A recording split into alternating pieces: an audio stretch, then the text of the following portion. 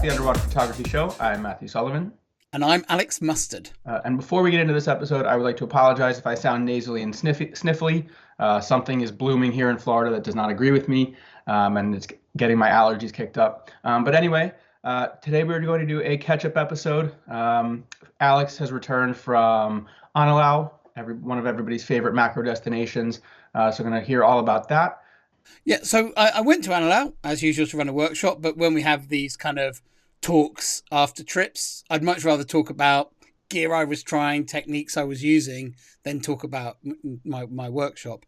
And I think Anilao is a fantastic destination for macro.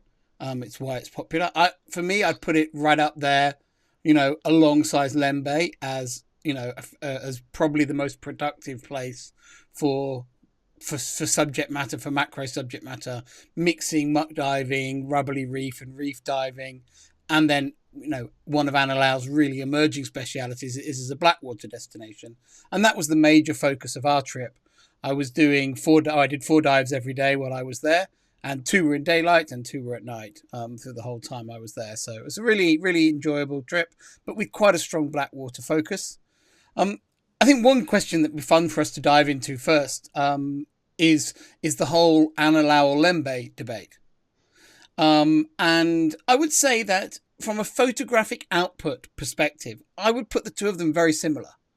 But the experiences of visiting the two, I would put as quite different. I think Anilao for many people is probably a little easier to reach. Yeah. Because it's depends where you are in the world, of course, but I think more people can more easily reach Anilao.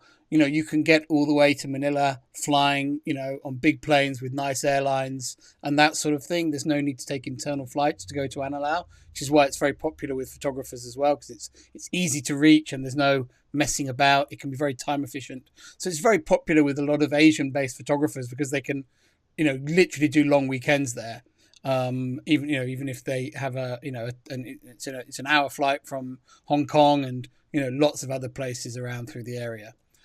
I would say, in comparison to Lembeh, though, the two are very different, kind of out of the water, the vibe of it. The Philippines, it's culturally very different from Indonesia as well. So you have sort of, they do complement each other very well to visit both.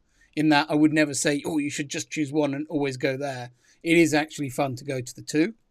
I would say that personally, I prefer Lembeh more because I think I like the vibe of being there. I like the resorts. It's a wilder place. It does depend on which resort you go to, but there's kind of a feeling of being in jungle, away from other people. It's certainly in a lot of the resorts in Lembeh. Anilao is much more of a weekend break place. The shoreline is very developed, so the hotels tend to be kind of squeezed in next to each other along the shoreline. It's not necessarily right next door to you is another hotel. It might be a private house or whatever it is, but you kind of feel that you're kind of hemmed in a little bit like that. I depends again on resource and things, but for me, I think sort of there's more of a vacation away from it, nice food feel of Lembeh, which perhaps Anilao doesn't deliver. And those are probably the reasons why for me, if I had to choose, I would choose that way. But what I would really choose is actually to do both, because they both yield very, very photographically productive trips. They both yield great images every single time you go there. And they have a different vibe both in the water and out. And I would say in the water, Anilao guiding is very photo focused. Sometimes a bit too focused on the end result and maybe not on the welfare of the creatures. But I would, add to that flavor is driven by the demands of the guests, not by the attitude of the guides. The guides are, delivering what they're being asked to deliver. But if you feel like it's a little bit pushier with the subjects in Anilao. But apart from that, I absolutely love going to both places. This is one of the few, might be the first time ever, that the places we're talking about, we have actually both been to. So I've been to Anilao and Lembeh, and admittedly, my experience in both places is far less than yours. But because I remember before going to either one, I always used to see the debates online about, oh, Anilao is better, Lembeh is better, blah, blah, blah. I think it depends largely on what you're searching for underwater. It's very true. So at least in my experience, they're quite different in terms of what they can produce. And for me, my favorite things in the tropical Pacific are cephalopods and frogfish. And admittedly, my experience is limited, but Lembeh far surpassed Anilao in those two categories. So for me, I would probably opt to go back to Lembeh. I've also been to Lembeh more recently than Anilao, so that could be biasing me as well. And these were well, I've been over there a couple times, but all of those trips were, 6+ years ago now, 7+ years ago now. So my photographic skill was not great. So I think I'd have a better time in both locations now, and they'd be far more productive for me. But you're right. I think Lembeh is a bit wilder because a lot of the resorts you're on there, you're kind of isolated. You're in the rainforest. Whereas Anilao, yeah, everything's very tightly packed together. There's a dive resort every 3 feet. And it doesn't necessarily detract from the underwater appeal, but topside, the experience is quite a bit different, even if you are just staying in one location. One thing I would say as well to add to the debate is that the peak times for the two places are a little different. That's also a factor. And actually, I would say the peak time from Anilao is almost the opposite. It is the time of year when, a lot of people stay away from Lembeh. Not in Lembeh, the season is a little bit more about the topside weather than the underwater critters. But when it's really rainy, you obviously often have poorer visibility underwater. So people tend to, avoid in Lembeh, if they have the choice, that kind of first quarter of the year when it's often rainier. But as we all know, the weather everywhere is very unpredictable these days, and you can go prime time and have awful weather, and you can go, at the time that's supposed to have, horrible weather and have brilliant weather. So, but yeah, and that's often that first quarter of the year, maybe first, till May is very good in Anilao. Sort of December to May is very good in Anilao, whereas I'd say Lembeh is kind of more August through to December is kind of when it's at its best. Yeah. So yeah, again, your timing might depend on the time of year, and I would say price point wise as well, Anilao offers very good value for money. So there are all those factors as well as just simply my which one do I prefer, and again, it does vary a lot with the resorts. Anyway, we're supposed to be talking about gear and techniques from the trip, rather than opening that can of worms. It was a fun trip for me because I had lots of new stuff to try, or relatively new stuff to try for me. And it was a great trip to take a variety of gear on, again, because of those direct flights. It meant I could take a bit more gear than when I've got to schlep my way through, local regional airlines with stricter allowances. So I decided to take the plunge and get a Tamron 90 before the trip. Based on listening to a friend of mine who was extolling it on this underwater YouTube channel, and was really happy with that purchase. I think that there's no doubt that the lens is, without a doubt, a match for the Sony. And I think, if you look at it, having spent the money and you want to see it being better, you can quite easily see it better. There's no doubt in my mind that it's at least an equal, if not slightly sharper, slightly crisper. So I was very happy with that, and I used that on all the daytime dives. I didn't use the Tamron so much at night because I generally shoot my blackwater shots kind of f/18 and like the ability sometimes to shut down to f/20, f/22 if my subject is a bit too bright. Yep. When I'm in the middle of shooting. And so I felt just being restricted to f/16 wasn't really the best for night diving. So I didn't use it at all on any of the blackwater dives. If someone had said to me, you have to use it, I would have used it. But I'm very happy traveling with 290mm on a macro trip at the moment. There aren't any other, serious Sony lenses for daytime macro shooting. You've got the 50, which is kind of an option lens. And so going on a big macro trip with only one 90mm lens always makes me a little bit nervous if that lens broke down. I had any problems with it. I dropped it like a buffoon could do. Having that second lens there is actually quite a reassurance.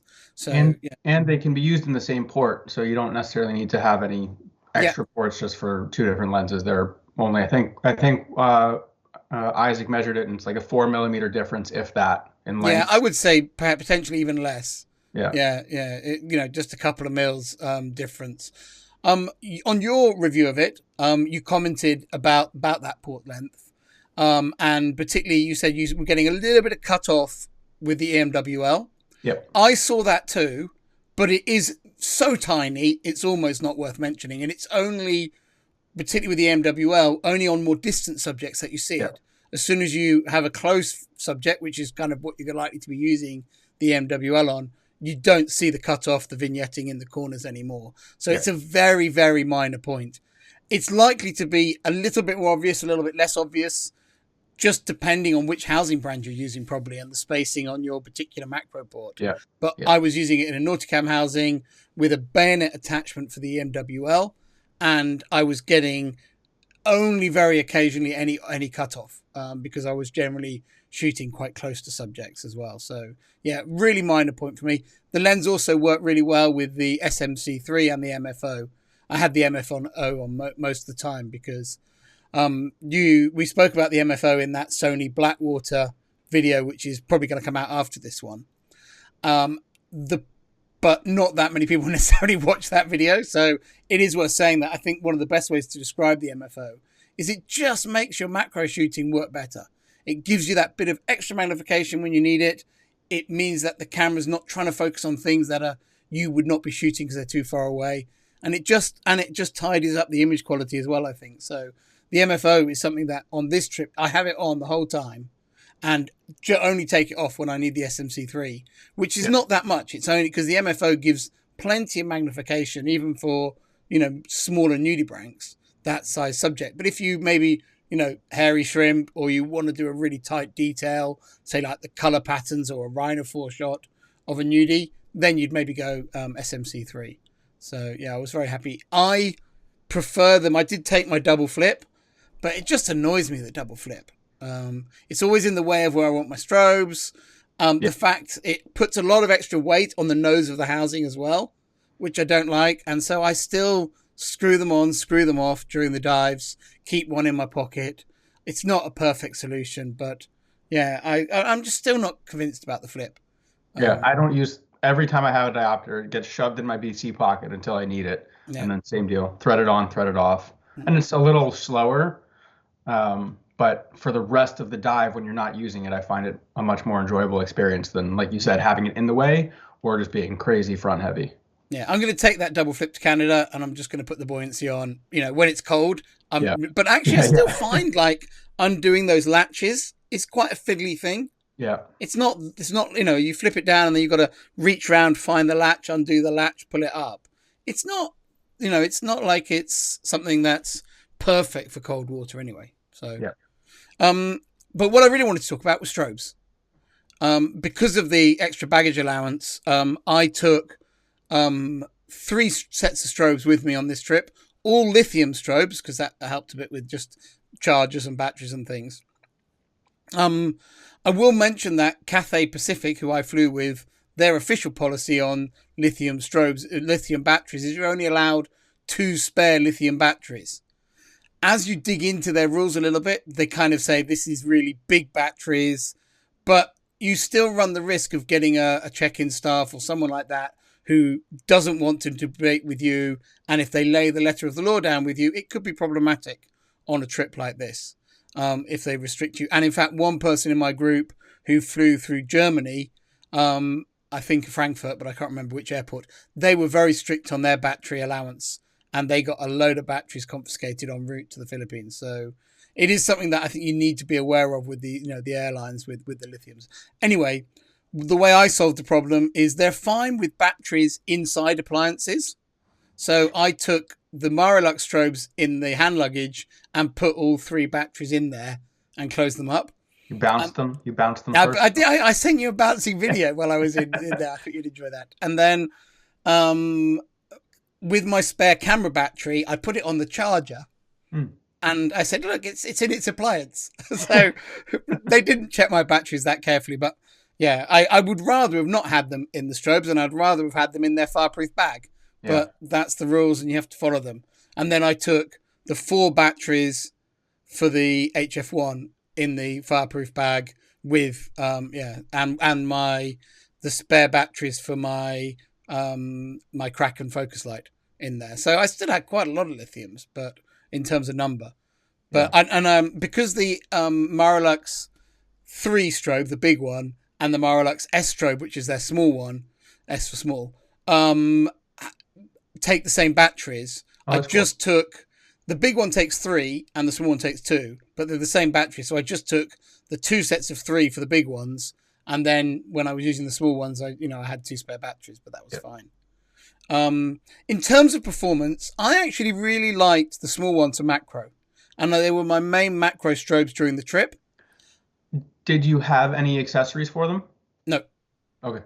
No. I'm not the biggest fan of snoots. Yeah. I actually wished I had a snoot on this trip, but when I went into my box of Marelux stuff, I discovered I didn't have one of their snoots, and I don't have any snoot that fits on the Marelux strobes. But I assumed I had a snoot, but when I went through the box, there wasn't one in there. So I've obviously lost that at some point, or they didn't send it. But yeah, so I didn't have a snoot or any accessories.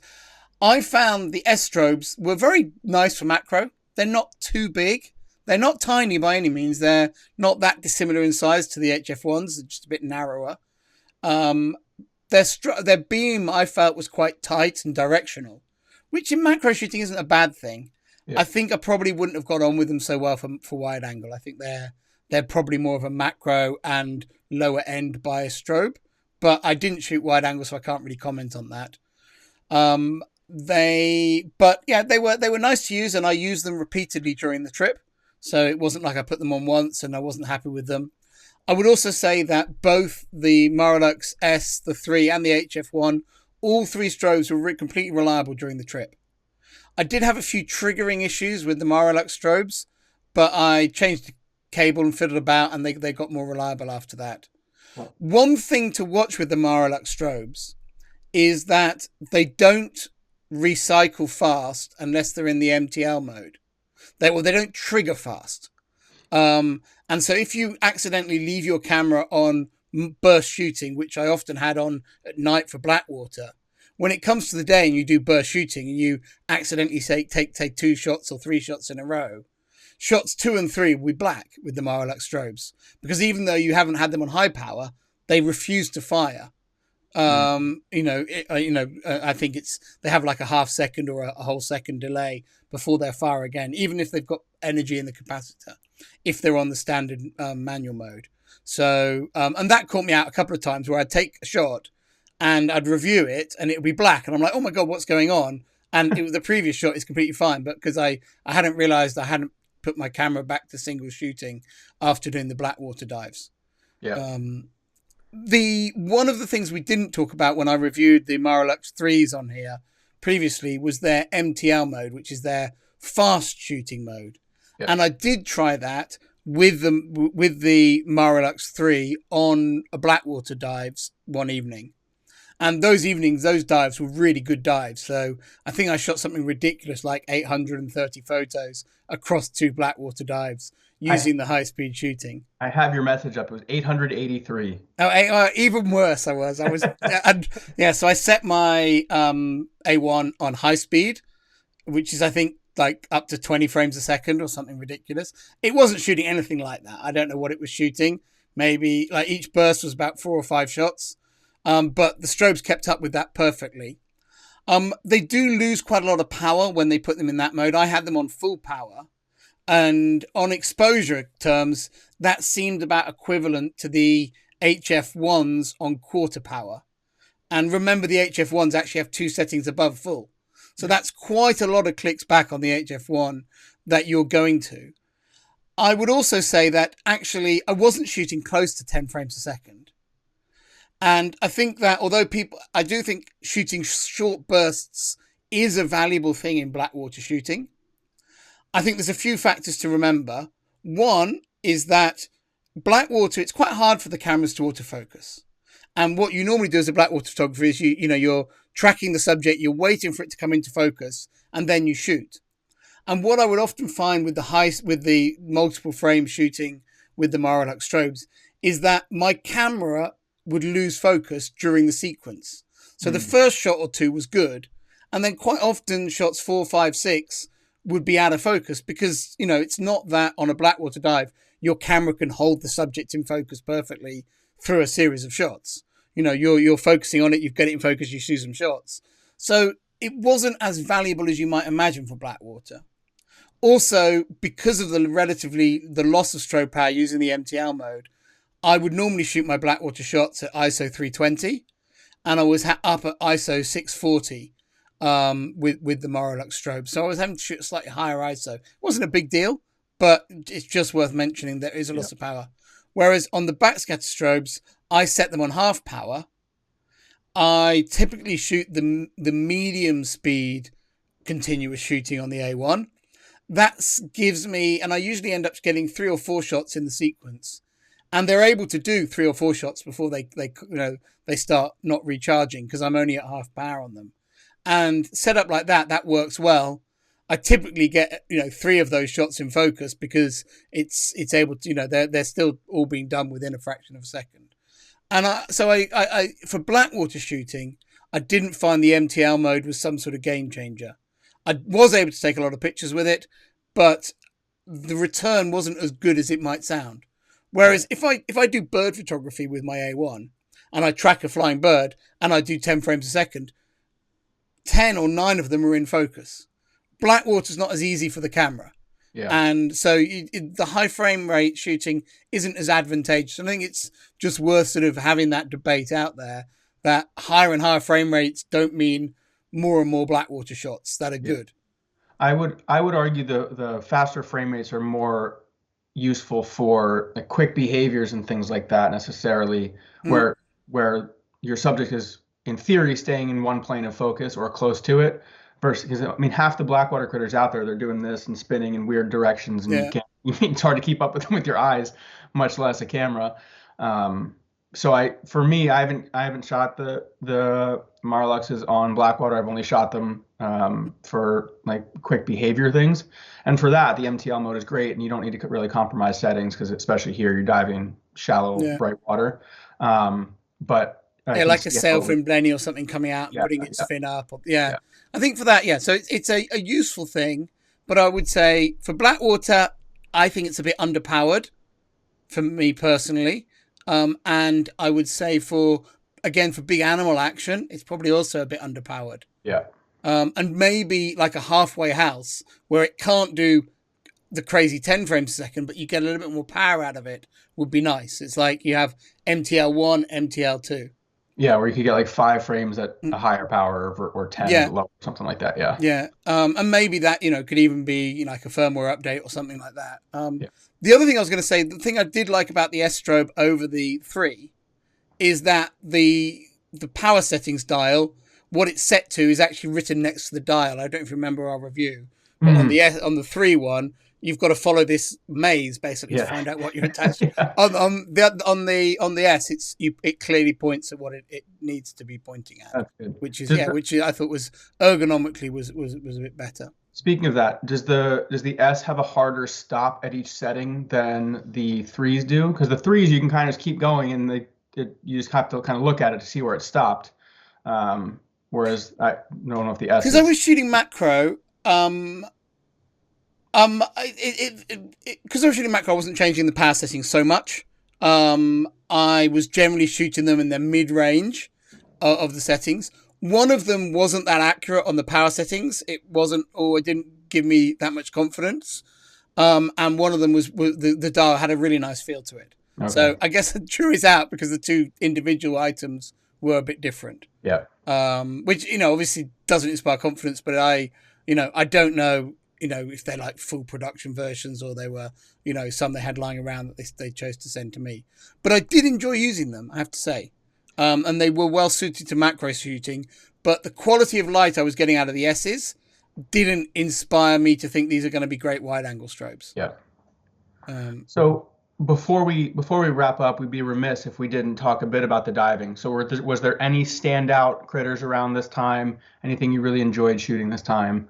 So it was. There were a few less nudies I felt in Anilao this time, particularly along the mainland coast. Actually, out on the island, it was very nudie rich, and particularly it was Nembrotha heaven at the moment out there. There was so many Nembrotha Chamberlain eyes, and also like Nembrotha cristata, Kubayanas, the Millerai, the green one. Really, really cool to see those. And that was something I really enjoyed shooting.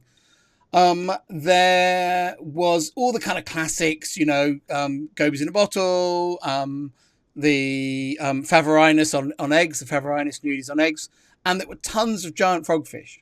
And I know you love frogfish, but on one dive we had 7 giant frogfish in an area little bigger than the room I'm sitting in now. They were just, Cool. there were 4 piled up on top of each other, but the pile up of 4. I'll put the video in this because I didn't really shoot a still of it. They were all black ones. So they weren't great for photos, but they were like 4 black frogfish all piled on top of each other. Giant frogfish, which was quite cool. So yeah, lots of good subjects around. On the blackwater, it's more of it's getting into a good cephalopod season. So we had on our trip, we had lots of Argonauts, good number of females with eggs, even some with really big mature ones. Not crazy season of them, but good regular supply of them through the trip. We had male blanket octopus, but not females in the group. We had lots of wonderpus, which is a real crowd pleaser for the groups. There were some long arm octopus around, lots of different squids, including the very beautiful diamond squid, which I was really excited to see because I'd never seen one before. Oh, nice. So that was a real highlight for me. And just really, it's a good time of year, good solid blackwater. You never get everything, but you always get a nice mix of stuff. And that's why it's kind of so addictive, because you always want that other thing you haven't seen or that slightly better photo opportunity. Just on the blackwater, one thing that I think comes up quite a lot, and certainly was a regular question on the workshops, is about using diffusers when shooting blackwater. And I would say that if you have good wide angle strobes as your baseline, I wouldn't use diffusers on blackwater. And indeed, a lot of my workshop group preferred using strobes with beam restrictors on, or even the reflectors on the retras, because they felt that gave them much cleaner images than blasting light everywhere. Now, if you're not worried about contests, and quite a lot of my guys are quite contest focused, then you might just go, I'm just going to light up all the backscatter anyway. I think that if you have quite hard light strobes, like say CNC strobes, just to pick an example, CNC, D1s, D2, D3s, on those I would definitely use diffusers. So people say, do you use diffusers or not for blackwater? I would say that, it depends on the strobe. If the strobe's got a natural soft light, like say a Retra, then you don't need diffusers. And you might even want to add beam restrictors. But I think if you've got quite a hard light strobe, softening the light, I think, can help you stop overexposing eyes and things like that, and just give a slightly more pleasing light. Just takes the edge off the highlights as much as anything. Yep. But that was the last thing on my list. So, well, if you guys managed to stick with us through that one, I could keep talking about Anilao forever because I like talking about critters and things. Before we leave, did you see any flamboyant cuttlefish on the trip or no? Yes, right. But not just small ones. Yeah. The size that males normally get to, but no big females. They may not have all been males; they may have just been small females. Yeah. But there was quite a few around. Nice. So good to see. All right. Well, thank you guys for watching. As always, we appreciate the support. Any thoughts, comments, future episode ideas, please leave them down below. And we will see you guys next time.